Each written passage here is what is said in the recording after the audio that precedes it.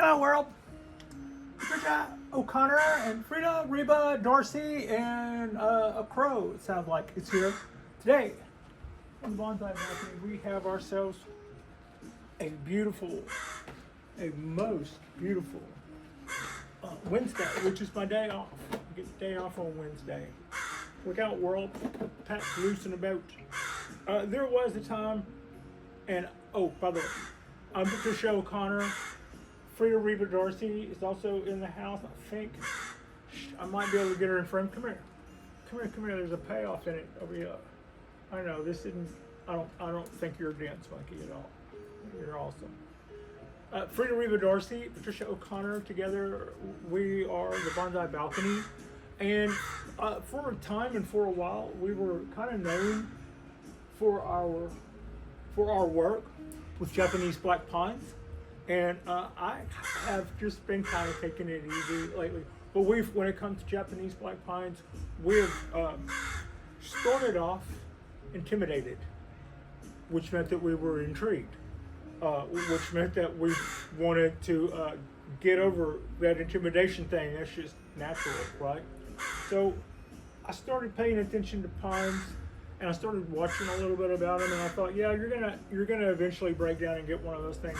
So I got one, and I started asking the person that I got it from what I could do to make sure that my pine was healthy. And one thing they suggested was that I get more of them, that I not overwater them, and that I do just exactly what I'd been doing, inhaling and watching all the videos that I could find on, and I'll learn basically, and get more than one. So we took that to, I have a couple of really cool Japanese black pines that were started by people before me. And then I bought 10 at a time, more than once. And on the show, we wired them and we potted them up, and we went to town and had a big time with those guys. And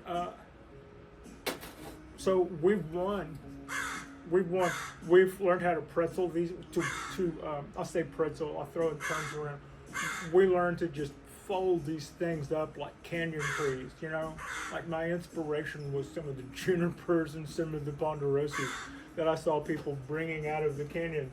And so I once saw two guys standing there next to some tree that was probably 1,500 years old, and it was really twisted and rugged and beautiful. And they went, "You can't bend them like this." And I went, "Challenge accepted." Well, no, you can't take an adult tree that's 1,500 years old and fold it up. But you can a little one. You take one of these little guys and just fold them up like circus animals.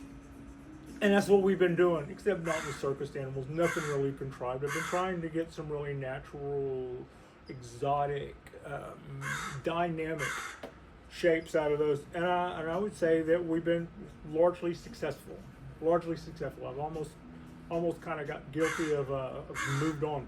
Whenever this is the practice that I will every bit intend to continue, and that's all good.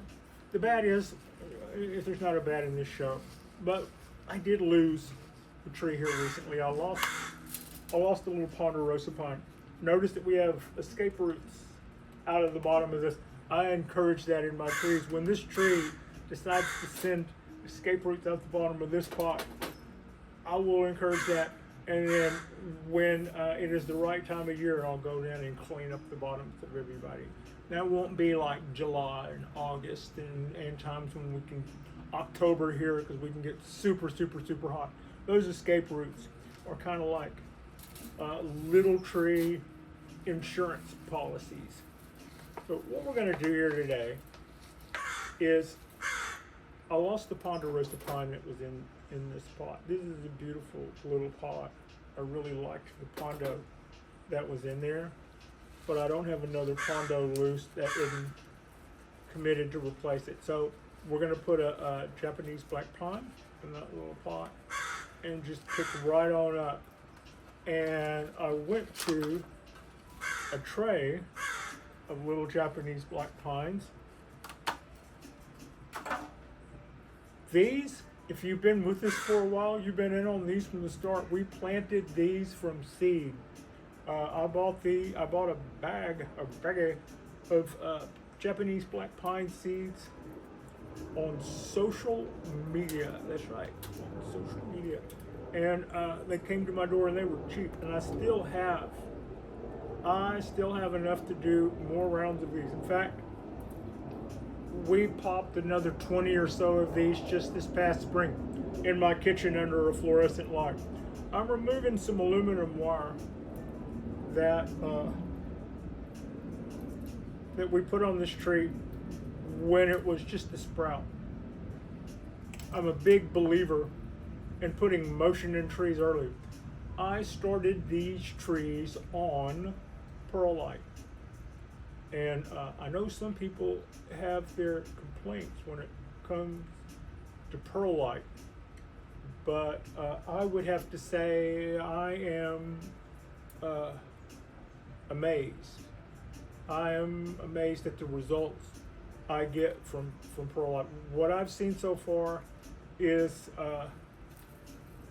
I get some fine roots.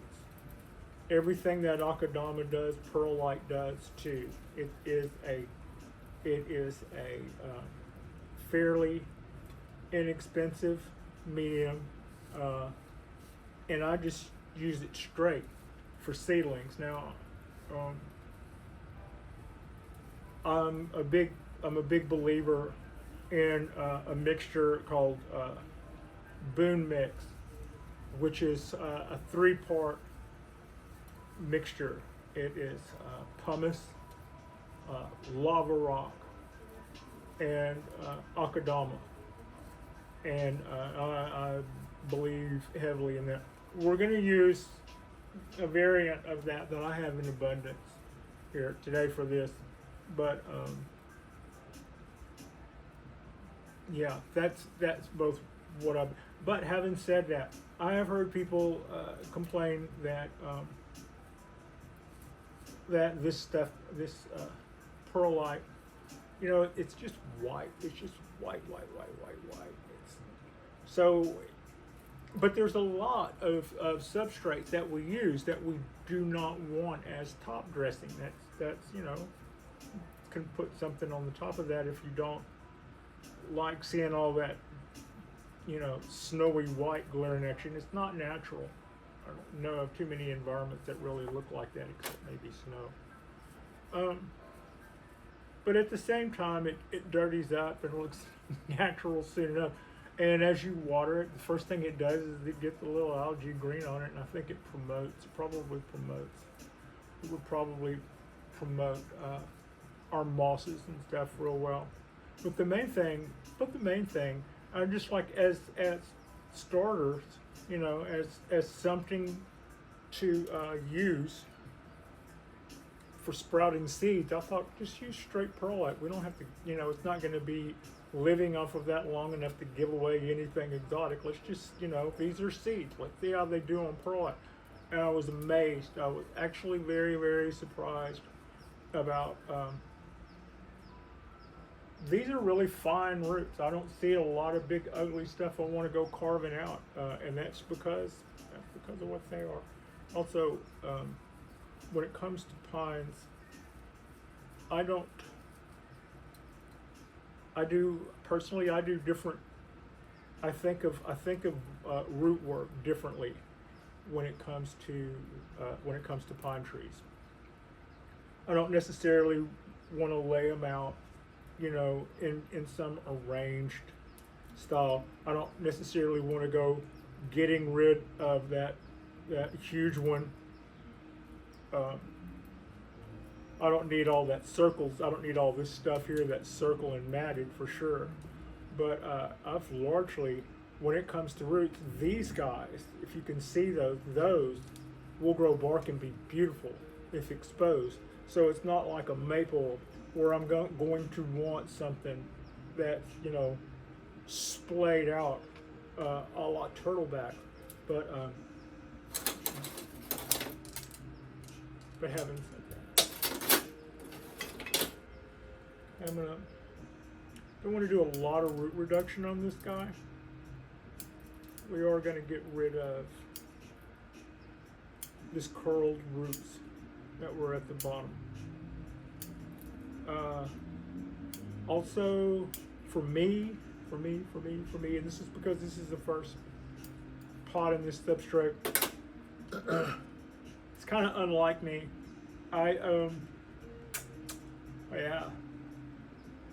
Most of the time, I'm not a big believer in completely stripping the roots of all the substrate. I usually leave a lot more than that. I want to move these. I'm going to move my flex steel tools back out of the mess that I'm making. Copper wire. It's not going to take a lot of wire, so I use the good stuff, I believe. I don't know. I've had troubles shooting outside before, trying to get the sound and keeping a little background sound going. I don't know. We've always had a little background music going. And in the past, it was really hard to judge because the laptop is where the music comes from, and it had always been in the same room with the camera, with me about 10 feet into another room. So even if I had it low, it seemed like it was louder than me, but it wasn't louder than me in reality. But in recordings, the camera was picking it up louder than me. Now, so here's what we're looking at. We need to think about this a little. This is the tree, and we're going to put it in this pot, and it's going to start its bonsai journey. We are also barely, I mean, by a stretch of the word, if I lived in most places in the United States, we would not be in repotting season. We would probably be out of repotting season by now. In the Bay Area,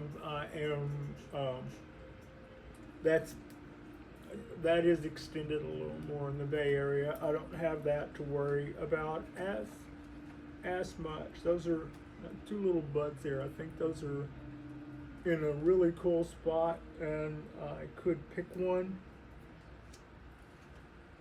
but not right now. We'll pick one later. And I'm just going through here. I'm going to apply some more wire to this tree. We did good things, and we did some so-so things. Both things. We did both things. So one thing we're going to do in this show is I always wire my trees in. I wire them into the pot. It's just the way I believe. If you want to keep your trees and if you want a sense of permanence out of something that's really not permanent, then you got to do all that insurance and that. And one of those things for me is we wire our trees down. So it's not a bad way to start. Just to take, because this is also it's going to be crowded in there. Let's just do this. All right, I just decided which way I was wiring this. Now, we got a jump on this guy in that when it was in our cup, when it was in its little seedling cup earlier, we had already applied wire and motion to this tree. We'd already done that. So so I come back probably almost a year later,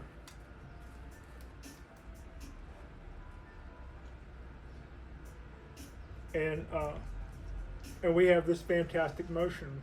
Now that's what we did that's what we did right. That's what we did right. What I could have done better is the part where my hand is really straight.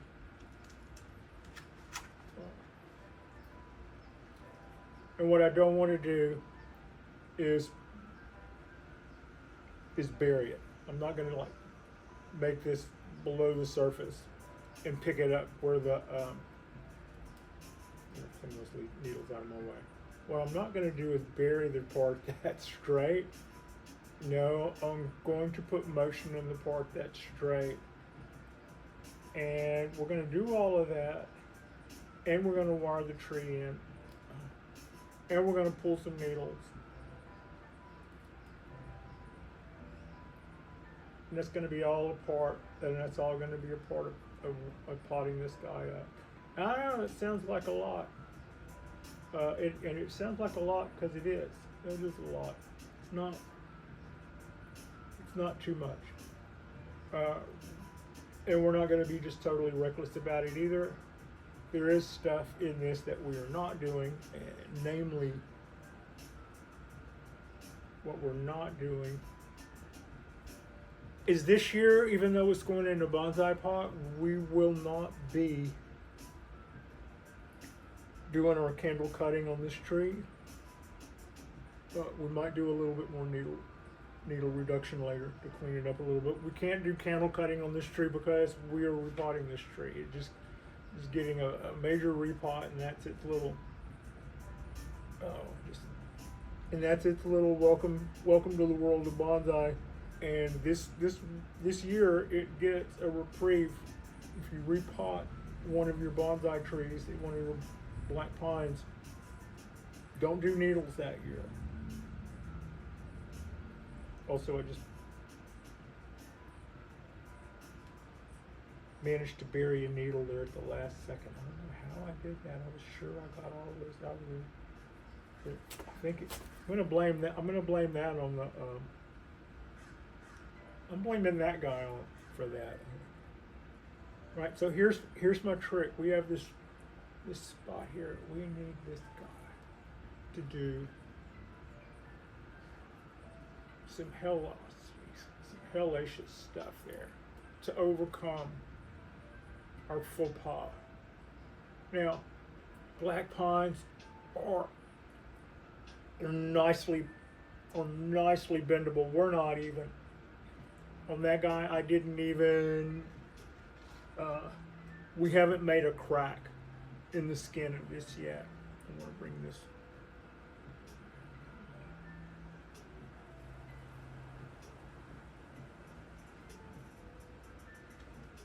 Oh, I can hear the wind hissing.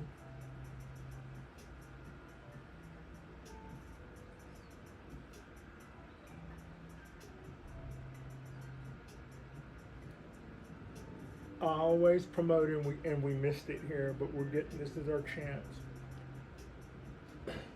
Whenever you put a wire on a tree, and especially when it's this small, it is very much part of your job to put the motion in that tree right there when you can get the most out of doing all that, when it is its most pliable and young and strong and energetic. Get that motion coming right out of the ground. Just right out of the ground.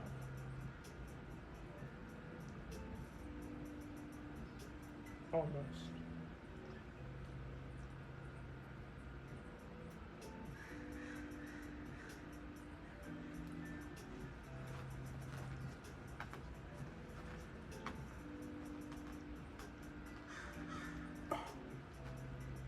Okay.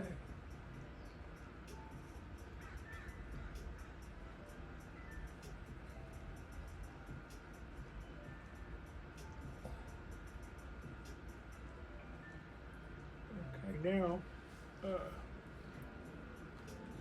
I have the wire doing what I want it to do. Maybe you can see that big loop in there. That's because my wire also runs through my root ball, and I want to take that out now. There we go. Part of the bend out.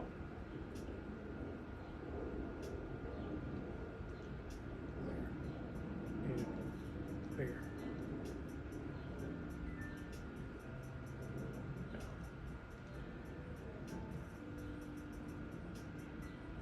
I've also done this with little pliers before. Like you take two little pliers and you grab the copper wire by the flat of it.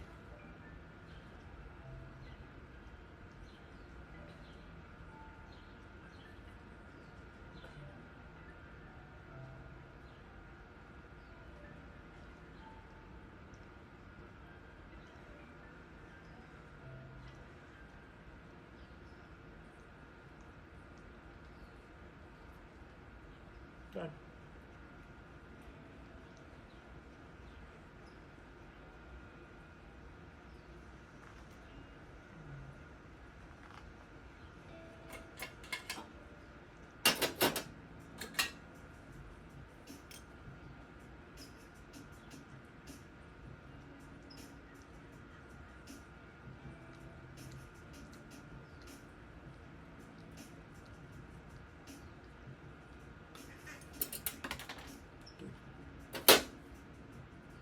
Take that.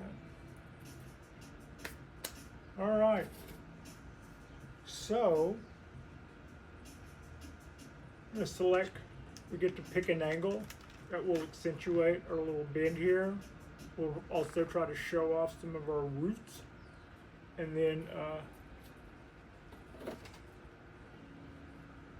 we will have another little bonsai tree, another little Japanese black pine will have entered the bonsai vortex. What is the bonsai vortex? It's like that clamshell shape. But then let's draw a pie shape in that. And let's write in those little slices of pizza pie in our nautilus or in our vortex.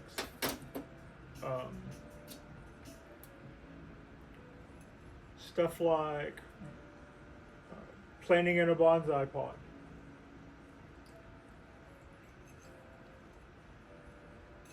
Starting our foundation work. Refining. You know, you just categorize all of these things. And so when you put your tree in a bonsai pot, that's when it enters the bonsai vortex. If it's in a regular pot that allows the roots to grow, or if it's in a training container of some kind, or a box that was made to collect out of Yamadori, that's stuff that we do to increase root growth. But when we put something in a bonsai pot, that's the roots are restricted, and for that reason, it starts its bonsai journey. The amount of water it gets, the amount of nutrients that it gets, whether it's incredibly healthy or whether or not it's fighting against the elements, that's all on us because it's living in a restricted environment.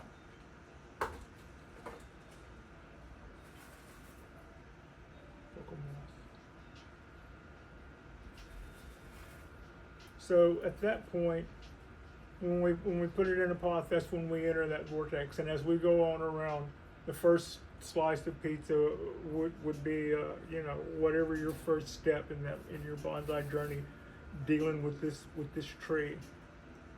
And as you go on around